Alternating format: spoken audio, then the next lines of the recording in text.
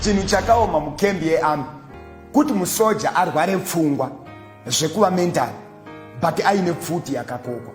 Soja iye ari dangerous kukembi because haazozivi wekushuta. Chero waaona anenge ava kungofunga kushuta.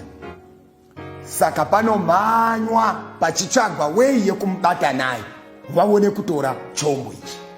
Saka ndo hondo ina Mwari kusvika nanhasi yekuti murume vana baba varwara pfungwa apa vane pfuti yakakokwa.